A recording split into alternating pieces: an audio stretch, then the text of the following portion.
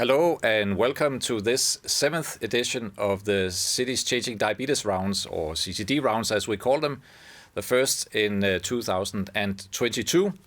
My name is Niels Lund. I'm the global lead for Cities Changing Diabetes, and I'm also vice president for prevention and health promotion in Novo Nordisk. Cities Changing Diabetes is works to address urban diabetes and with a particular focus on the most vulnerable people living in the cities. The partnership started in 2014 and now has grown to more than 40 cities around the world.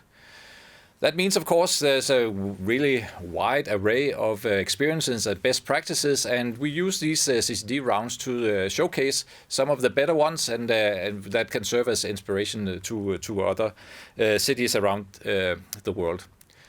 And as I mentioned, this is the 7th in the series. We will continue over the course of 22 with 6 rounds, this being the first in 22, and we'd like to present you with a number of different cases. If you're thinking about how do you actually build a healthy city, this is not something that is trivial, and it doesn't happen by accident. And you can maybe actually do something about that and work in a very systematic and stringent way to promote that. And this is actually the case today. So I'm delighted to introduce Chiara Spinato from Italy. She's the director of the Health City Institute in Rome, and she's the head of training at the Health City Manager course. Chiara will present the new university course, which is designed to improve health, urban health from a city management perspective. Chiara will present for 20-25 minutes, maybe a little bit more, a little bit less, and then we'll go to a Q&A. I will ask some questions. You online can ask some questions, and if you want to do that, and if you have a question already available, click on the in the right side of your corner on your screen the question mark and type in your question. Then that will be fed to me via the screen in front of me, and we will blend those questions into the discussions that we're going to have. But let's start with the presentation, and I would like to then again introduce Chiara Spinato. Please, over to you, Chiara. Hi Niels, hi everybody.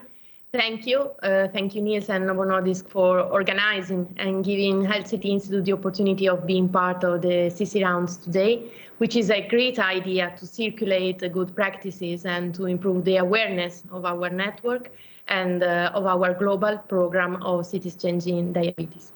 The topic of today that I will share through my presentation, as anticipated, is to share our ongoing experience to test a new professional, the Health City Manager, representing our answer to the priority of dealing with urban health and public health in cities. So in the next slide, I will show you and I will go through the why, the how and the what we are experimenting here in Italy to clarify, or at least I really do hope so, under which premises we built the core curriculum of the Health City Manager, which process of approval we went through and the number of partners we included, and which outputs the first edition of the training course produced. So let's go to the premises. The first one in the next slide is health. But which health we refer to? A state of complete physical, mental, and social well-being, not merely the absence of disease and infirmity, as stated many years ago by the WHO. So health as a common good that regards everybody. We are here today after the pandemic, completely conscious of the butterfly effect, that is to say, of the interdependencies and interconnections we have at global level. So particularly referring to the 3rd and the 11th SDG of the UN and to the European Agenda of 2030 that the European Union adopted, we now know that public health policy should adopt urban and social solutions geared towards creating a healthy life in the context in which we live, we work, and we study. And the Health City Manager training course aims at attaining this specific goal. The second premises in the next slide is city. As you can observe from the scheme, for the first time ever in the history of humanity, the vast majority, most of 50% of the global population lives in urban areas. And this trend is unstoppable in its direction and in its intensity. Therefore, there is the need for the study of cities and urban settings themselves specifically.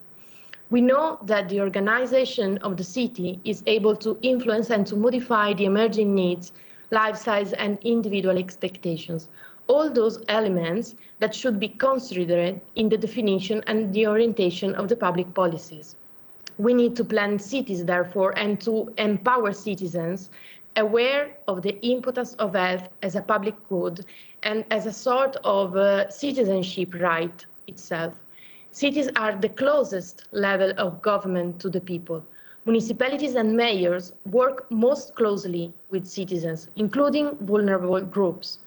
They are an additional entry point to reaching people and engaging them as the part of the solution, with risk communication and the opportunity of public health messaging and advising, and with the role of guidance from both the national and international authorities such as the WHO, which we mentioned before. Cities are operational partners of national government. They are key actors in national preparedness and response plans, essential providers of services, and they are central to creating a sustainable future. After the second premises, I would like to explore in the next slide the third premises, which is the management. We need to act in order to study, to monitor, and to change the 70% of health determinants, according to the plan that we inserted in the slide.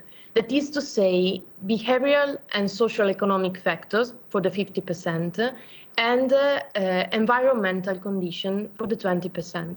In order to accomplish all these, we need to adopt an holistic approach, overcoming a silos logic in favor of a multidisciplinary and participatory process. And this is the great ambition of the Health City Manager program. We need the Health City Manager, a bridge professional, able to take into account all these aspects and to support and guide decision makers at local level, basically the local administration we are thinking of during our path. Under these three premises, in the next slide, we started a long and fruitful validation process, both at institutional level and at scientific and academic level. From the EU to the G7 to the G20 under the Italian presidency, to the Italian government and the National Association of Italian Municipalities, together with the Ministry of Youth, the Italian National Municipalities Association decided to trust the idea and to fund the idea and to fund the first ever program for health city managers, especially devoted, thanks to the Ministry of Youth, to under 35 young people in Italy. In the meantime, the University of Sapienza in Rome created the core curriculum, submitting it to the validation of more than 100 experts during the LCT Institute Forum in 2019 and published it. In the next slide that we inserted, we would like to underline a choice, the choice of the LCT Institute to act as a real think tank, of being inclusive, of establishing networks, synergies, and involving policymakers at all levels, mirroring in some way the composition of the cities we live, we work, and we study in.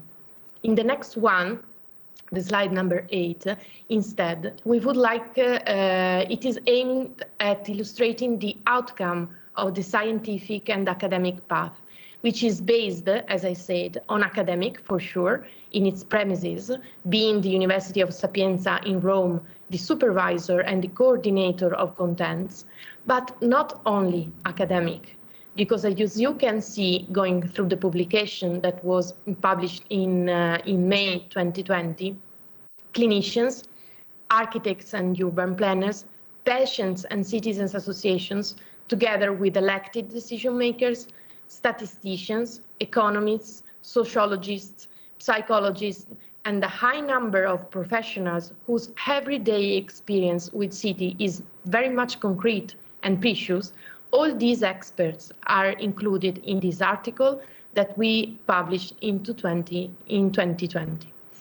In the next slide, after the validation of this path, the core curriculum was transformed in a training course, in a real training course.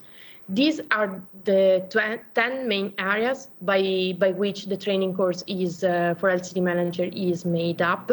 They reflect the content of the core curriculum, exploring it and going into concrete themes such as bioeconomy in cities, waste management process, energy poverty, food policies, and all that you can see in this list of 10 bullet points that we reported in this slide. In the next one, we can see the complexity of key areas of competence and ability we were thinking for building up the first rounds of LCD managers in cities. A complex of hard and soft skills to become LCD manager. In terms of competence, LCD manager acquire tailored competencies for city-specific responses in terms of health and well-being promotion, strategic urban planning for salutogenic cities, and competencies in managing the process of stakeholder engagement, community empowerment, and public-private partnerships, such as the Cities Changing Diabetes global initiatives. In terms of the key areas of ability, they should have the ability to involve in the urban policies professional, some specific urban policies professional figures, such as, for instance, the politicians, that they may lack in sometimes some public health expertise. They should have the ability of involving external technical figures that may not have the strong political mandate to put into practice and to act as real decision makers and to change processes and to change behaviors and to change the factors we explored in the slide before. And finally, also towards the administrative personnel, the officials in the public administration, that in some cases might lack knowledgeable and local context, and in some other cases they are normally working under a silos logic because they have always done like this. So the LCD manager should be able to include all these knowledge, competencies, and abilities, and to put them into practices. In the next slide, we would like to summarize 1 year of strong commitment to realize in the cities of Bari, Bologna, and Turin the first edition of the training course. From the signature of the grant agreement between the National Association of Municipalities, LCD Institute, and the University of La Sapienza in Rome, to the selection process, we received over 600 candidates' proposals for 120 positions. To the inaugural lessons at the presence of the Ministry of Youth and of the Rector of La Sapienza in Rome. Then we started providing the course, unfortunately, online, even if it was scheduled to be in presence in the 3 cities, made up of 80 hours of lessons, 1 weekend, the final one in presence in the 3 cities, and more than 50 teachers involved along the course and exploring the 10 areas of competence and knowledge we mentioned before. After that, they were involved in the drafting and in the presentation of the Italian Urban Health Declaration that we proposed during a bridge event, a G20 bridge event, on the National Day for Health and Wellbeing Cities on the 2nd of July 21. And then there was the final ceremony in September at the presence of the Ministry for Youth and at the presence of a testimonial of health city management, that is the mayor of Tirana in Albania. And finally, in October, last October, the first training experience was launched and started in the 3 metropolitan areas of Turin, of Genoa, of Bologna, and of Bari. Now they are ongoing, and at the same time we are ready to launch the second edition that will take place in Milan, in Rome, and in Genoa, and we can look forward to see what will be in the second edition. In the next slide, we would like to share with you which the innovation aspects of this training course and of the core curriculum are, according to us, that are, first of all, the holistic approach, the ability of adopting a comprehensive approach towards the problems, the criticism, the critical aspects, and the opportunities of solutions within the urban context of our cities. The multidisciplinary project of study and training that is able to overcome the limits of a silo logic. That is very difficult at the beginning, because when we need just simply to find the desk for the LCD manager, it is potentially in each office of the local administration. So we were thinking of a professional, of a figure that is included in the staff of the general direction or in the staff of the mayor, in order to collect and monitor all public policies that have an impact on health and on the health of citizens in the city. Then the third aspect, innovation aspect, that is the participatory process that we would like that the LCD manager is able to stimulate and able to involve active citizenship to be part of the solution, to implement shared public policies, and to have some tools of communication, which are the positive effects of implementing specific public policies in specific neighborhoods or towards specific vulnerable people or group of people. The fourth element is the fact that through the LCD management we are able to establish a stable coordinating network among municipalities and some other systems that are connected to the local administration. For instance, the civil protection system, the public health system and authorities, hospitals, local entities, social services, universities and research centers, public-private partnerships, to build up a dialogue among decision makers. And this is a real peculiarity that the COVID-19 experience proved to be emblematically weak, lacking, or divisive in some cases. So we need to be more strong and to strengthen this part of the construction of the network. Moreover, in a country like Italy, where the National Health Service is characterized by a public element. In Italy, we have a total public health service, and we do have to continue and to strive to implement also after this kind of experiences. The final aspect we would like to underline and to share with you is the fact that the scheme of the core curriculum and of the training course is scalable, is replicable, and is able to be adapted in different contexts. Our final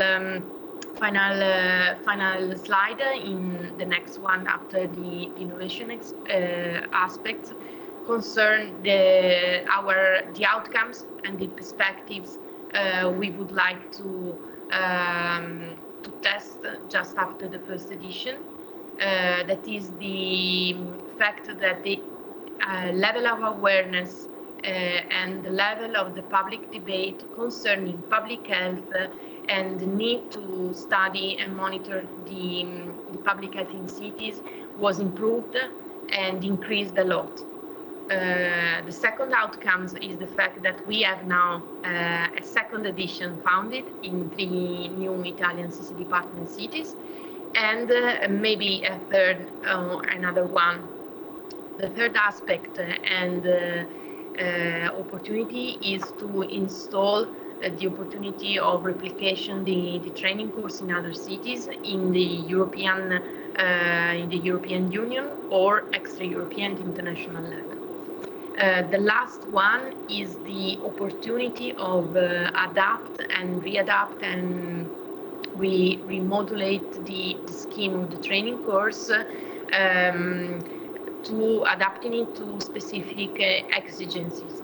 For instance, LCT Institute is part of an Horizon 2020 project that is called the Enlighten Me, that is focused on lighting public policies and its connections with the health, with the level of public health.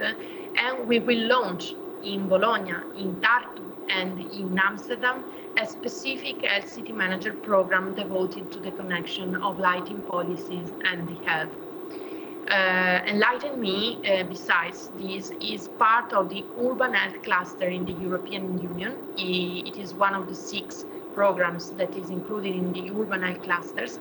So we would like to explore this opportunity to adopt and replicate this kind of training course also at European level and to discuss it with the European Commissions. Finally, I would like to thank you for your participation and for being today here with us to share our views on the LCT manager, and I'm happy to answer and your question, if any, or feel free to contact LCT Institute if you would like. Super, thank you, Chiara. I mean, first of all, congratulations. It's an amazing endeavor that you have undertaken here. It's first of all, it's what you present is a recognition that this is not simple, but that you, through a systematic, evidence-based, and in making sure that you include the many relevant stakeholders, you can actually build something that is relevant. But I can certainly understand and how complex and complicated this is. But I think but congratulations on actually coming so far that you could both do the first and also now you're prepared to do the second round of training with 3 new cities. So now we will open up to the debate or the Q&A for this. Again, if you would like to ask Chiara a question or come with a comment, please click on the question mark to the right side of your screen, and then I will also get it up on my screen shortly. But to kick it off, I have maybe a couple of things that I'm interested in understanding a little better. When I look at the program of City Change Diabetes across the more than 40 cities we have as part of the network, one of the key challenges is working across sectors. I presume that you have taken this perspective into the curriculum. But is that true also of Italian cities that this is difficult, and how have you tried to address that in the curriculum that you have developed?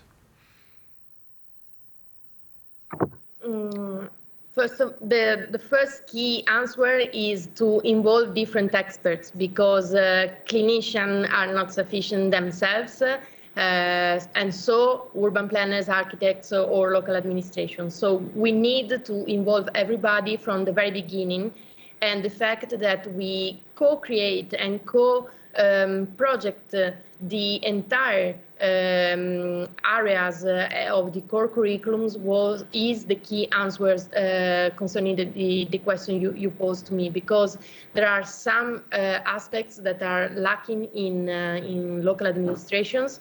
That is, for instance, the necessity and the urgency in sometimes to study, to monitor, and to guarantee a constant interoperability among data, among figures concerning the local administration and the cities they are involved in.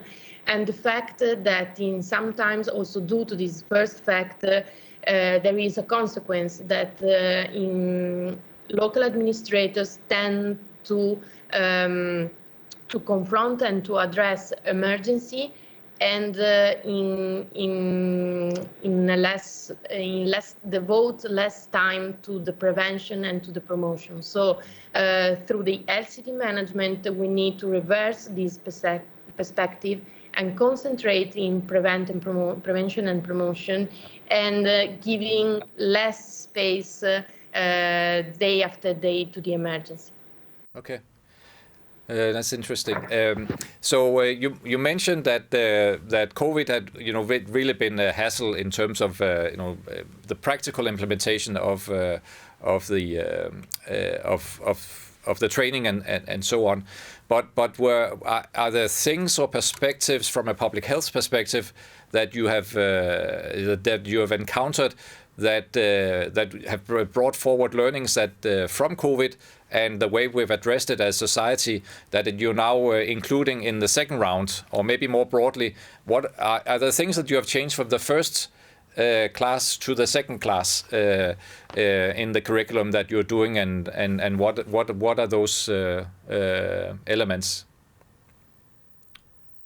Yes, we for sure. Thank you for your question. For sure, we adapted and we updated a little bit the content of the training course, because the vast majority in the first edition was devoted to going too deep of NCDs and the connection between the health determinants and the LCDs. That is a key element for the LCD manager, but we need to improve this part and to update and add the study of the preparedness and response plans against any case of diffusive disease in cities. So we need to adjust and implement this kind of the training course in order to prepare the LCD manager of being able to implement the plan just in case. Yeah. So you've made the first round, you're also making the second round, so that would suggest that there is a need on behalf of city administrators for this. But can you, do you think this will be the second and last iteration, or do city administrations acknowledge a need for these types of competences, and are more cities ready to be on board? I think you addressed some of it about the Italian setting, and also the opportunity for more of a wider European engagement here. But is it something that is resonating with others? Would be my question. Yes, for sure. This is our horizon. We are now reasoning with the Ministry of Youth to replicate for other editions. So we are not stopped after this second one, for sure. The fact is that we are now addressing basically the local administration, so municipalities. But in fact, we do know that also some other kinds of institutions or health authorities need for this kind of professionals. So we are also thinking of doing some agreements with other kind of final beneficiaries of this kind of professional to put into practice a different training course. So basically maintaining the core curriculum, but when doing the training part and the practical and concrete experience, we would like to involve other beneficiaries and other institutions. Okay. So Italy is of course very diverse, but Italy is also Italy. Now that you're going into other countries, what are there things that you are changing that you'll be focusing more on now? You're going into to different settings and different cities here, depending on their local context, or are you? Just as part of this Horizon program, just pressing your luck, and we'll just see if this also works in another place. What are your considerations there? No, we will go through a similar process. So we will study the adaptation with the beneficiaries and the person who will organize next editions in other places in Europe or at international level, because we think that we do have to answer the real needs coming from our partners. That could be also private companies, or the opportunity of taking it into the post-academic education. So we will adapt for sure, based on the core curriculum we adopted. We will adapt the path in order to meet the needs and to be very effective then when doing the LCT management, obviously. Okay. So I mentioned at the beginning, I was really impressed by your thoroughness and your diligence and the way that you work the evidence-based and engaging stakeholders. So I can assume that it's been both complicated and complex. What surprised you the most, either positively or negatively, in preparing for this, and what didn't you expect that actually turned out? Okay, the positive side was the fact that when we opened the call, we received a number of different profiles, so with different backgrounds of the under 35 people who were our candidates. So at the beginning of the process of opening the course, we were thinking about, okay, we will have just clinicians or something like that.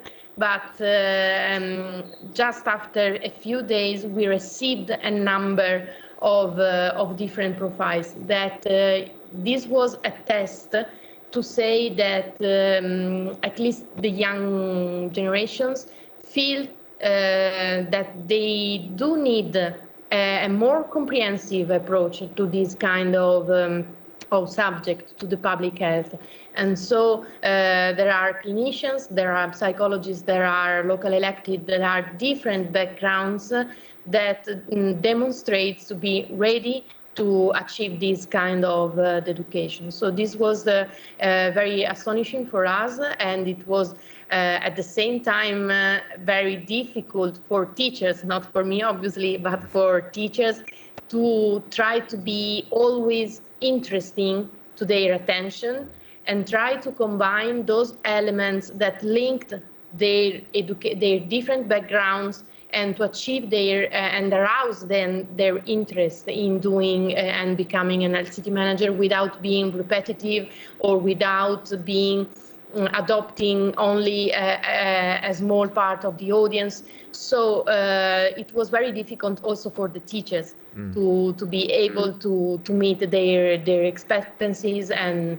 the need for this kind of education from our candidates. So this was a two faces medal, positive and negative aspects. Yeah, I can understand, I mean, of course, the benefit is of having a cross-functional, as wide as possible representation is a good thing, but also making sure that you keep the attention and inspiration for everyone involved. So if we invited you, Chiara, up to Copenhagen. Maybe next week and invited you into the City Hall of City of Copenhagen. What would be your key messages in why the City of Copenhagen or any other city that would why would they consider this initiative and being part of that? What would be your sales pitch, so to say? I would not dare so, but if I correctly interpreting your question, I would like to say that the first need is to the first phase should include the collection of data to map, such as the Cities Changing Diabetes does. So we need to map our cities and to assure their interoperability and the exchange among different areas of public policies constructions.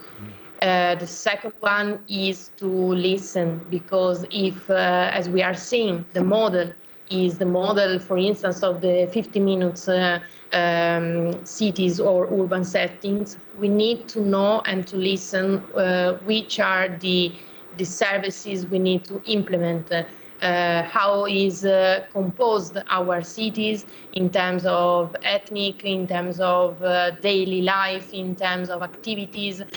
So we have to be very present in our neighborhoods if we want to build up a 15 minutes models. Otherwise, we will have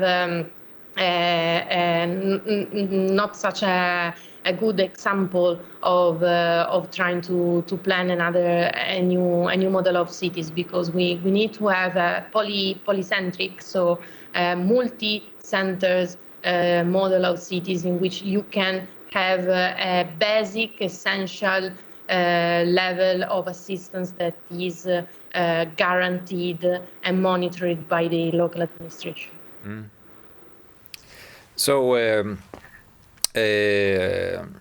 one thing that is we all know that prevention is really important, and if it's better to prevent disease than actually treat it or cure it even. But when it comes to reality, there is at least when you look at the health system, it is more of a sick care. And we look at health, as you also mentioned in the beginning, as absence of disease rather, in reality, even though, we have the WHO definition of, it's the attainment of health in both physical, mental, and so on. But how have you been successful in conveying the importance of focusing on preventing chronic disease and not just letting the formal healthcare system take care of symptoms and complications of chronic disease?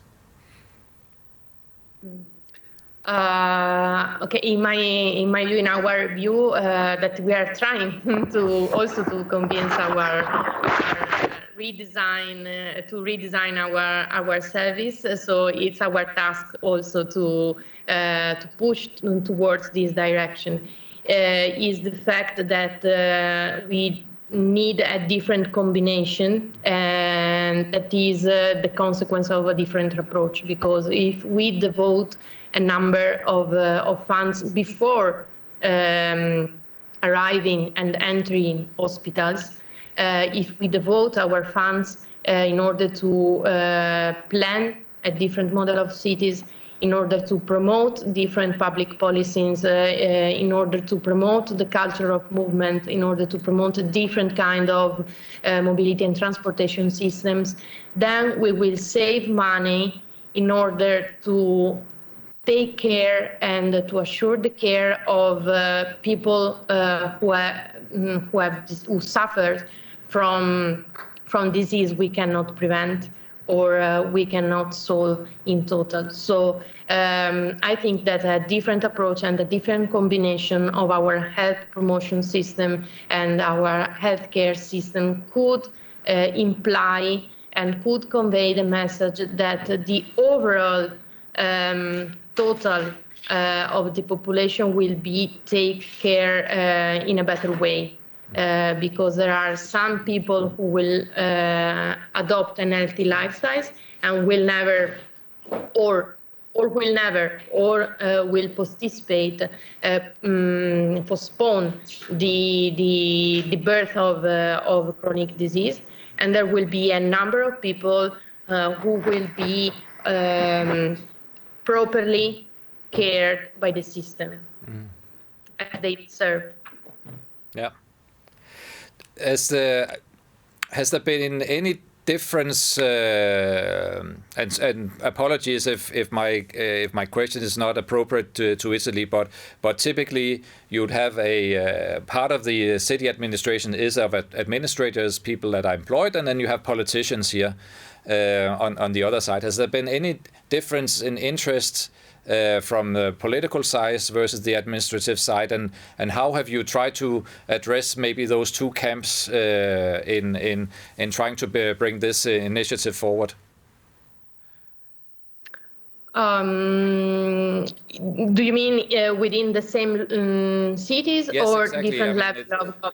Is it like, the city administrators, they say, well, we're not really interested, and the politicians say, yes, we really want to do this, or is it the other way around? And how have you ever tried to address that, if it is an issue in the cities that you have operated in?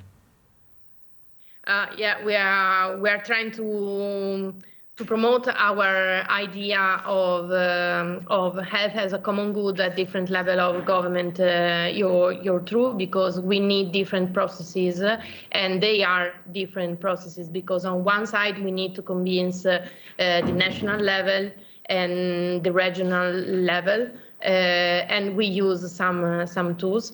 But when we go to the local level and the city level, the relationship is, we can establish a direct relationship with them, and we can try to convey the message together. So yes, we are dealing and we are coping with two different processes, but we are sure about the fact that there will be also a bottom-up effect on the planning, on the policy planning, on the politics, not only on the public policies, coming from the cities and from the evidence proved by the cities that promoting health as a common good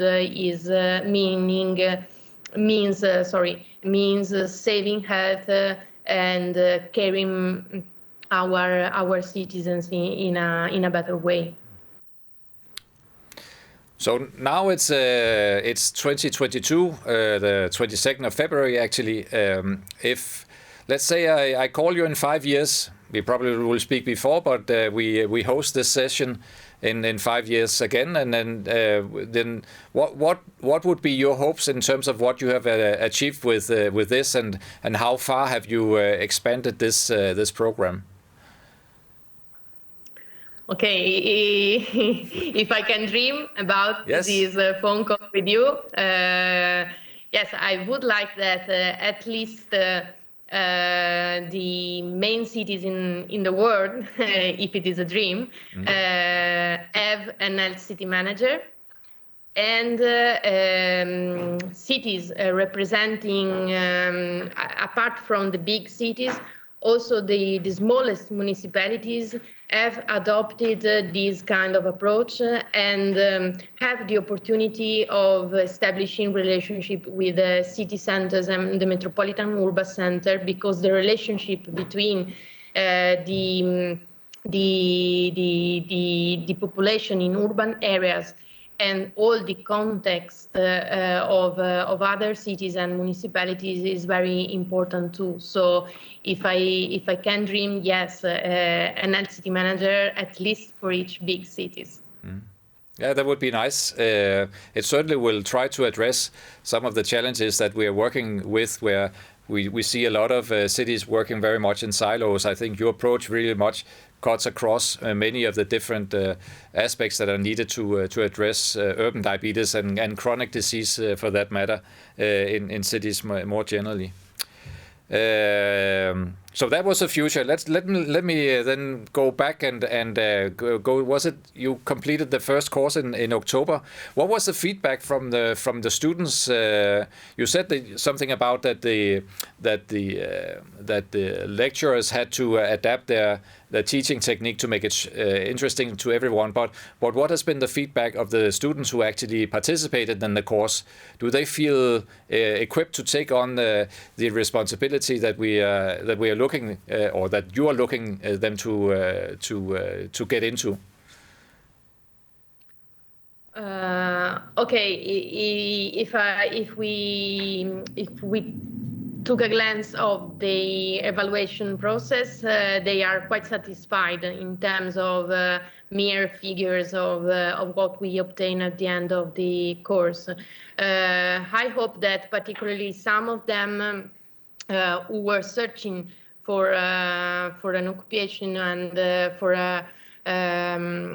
a job, they are now concretely testing the knowledge, and they are now telling us that it is very difficult to put into practice this approach in the daily life within emergency, public officials and personnel, but at the same time very stimulating because they had the opportunity of achieving a large quantity of notions, of abilities, of competencies, and of experiences, because more than half of the teachers are not only active in the universities, but active in the, let me say, real life or concrete management of different aspects of cities in their life. So they had this positive opportunity of testing, of seeing what in Italy they are doing to change this kind of approach. On the other side, I think that we need to increase the specific aspects of what public health is and how we could deal and connect it with the local administration, because there was a lacking in this kind of awareness and in the precise definition of public health. So we need to adjust also these kind of aspects, I think. Does any of the students who participated in the first round of the course, do you have any examples of students who are in positions where they either directly or indirectly can influence this agenda out in the city administrations, or is that a little bit too early to say? I mean, I can understand this is not that many months that you started this. It's quite early, but I can only say that in two of these cities, so in Turin and in Bologna, there was the general elections last October. So the LCD manager who are now within the municipalities, they are actively writing with the new mayor a part of the administrative mandate devoted to health. So we as a city institute, we are expecting to see some keywords or some points or some paragraphs within the new mandate of the mayors in the next coming month.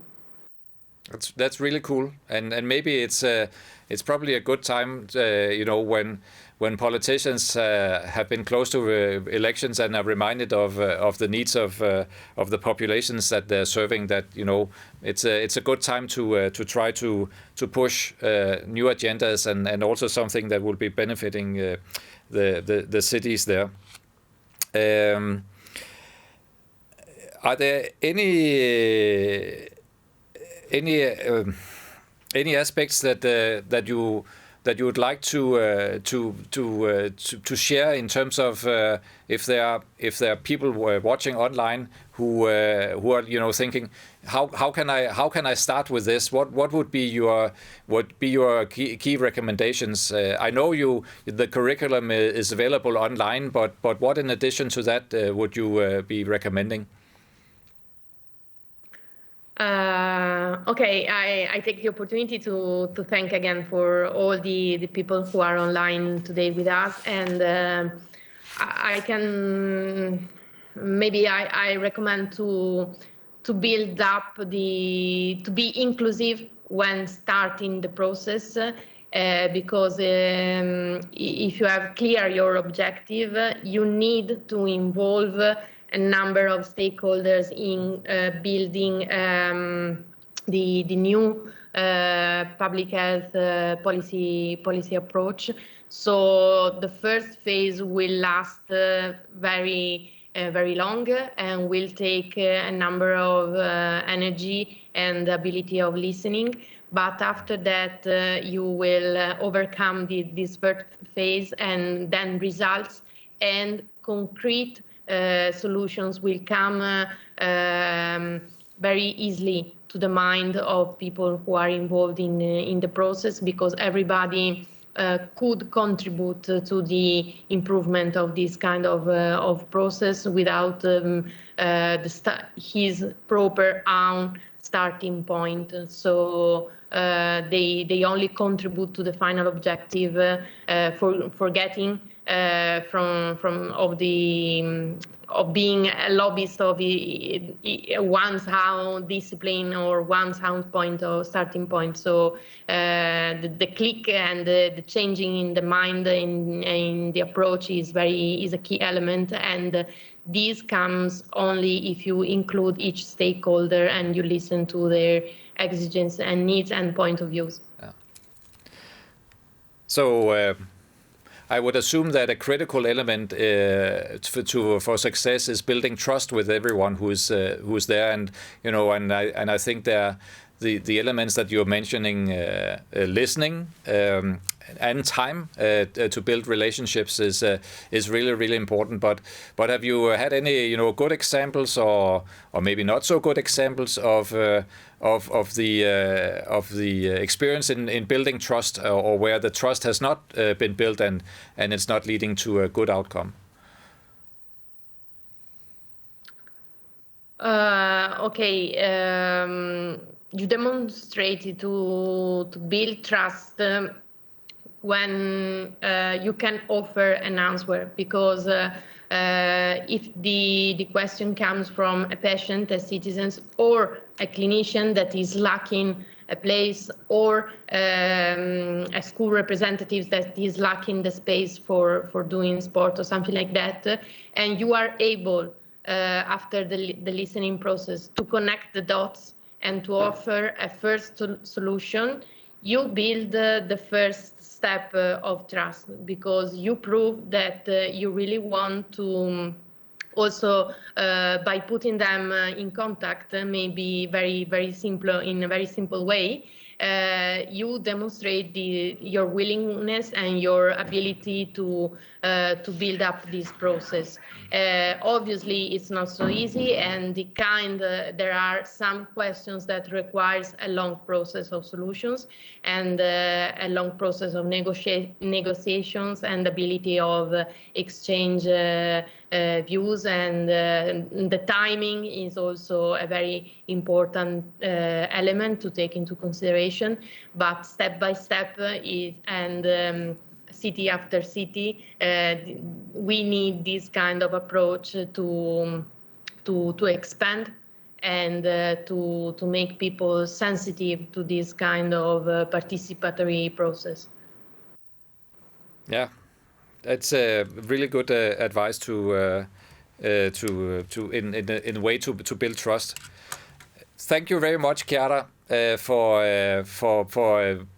being with us today and answering all the questions that I had and that have come up online. I think we will close it for now. We will be looking to you in the coming months and years for that further experience, and I might actually call you in 5 years and see how you have progressed with this, and also how far you are on the journey to having a health city manager in every city around the world. So, and to you online, I hope that you have enjoyed the content and the discussion of today, and then you also have some insights and things that you can adapt to your local session. This session has been recorded and will be available on the Cities Changing Diabetes YouTube channel, where you can, if you search for Cities Changing Diabetes, you'll get to that, and then you can enjoy this and many other episodes of the CCD Rounds and listen to many of the good best practice that were presented earlier. As I mentioned a little bit earlier, you can also get, we'll be happy to answer further questions, and the curriculum itself is also available online at www.healthcityinstitute.com. There you can find the curriculum and on the website of the Health City Institute in Rome. And if you write to the email address info@citieschangingdiabetes.com, we'll be happy to connect you with Chiara and other experts in this field. Our next CCD round will take place on the 20th of April, so you can already now pencil in the 20th of April in your calendar, and we will be revealing the topic during the month of March, so please stay tuned. And finally, there's only for me to thank you again, Chiara, for your presentation and sharing your insights, and thank you to everyone who joined the session today. Have a wonderful day and keep sharing.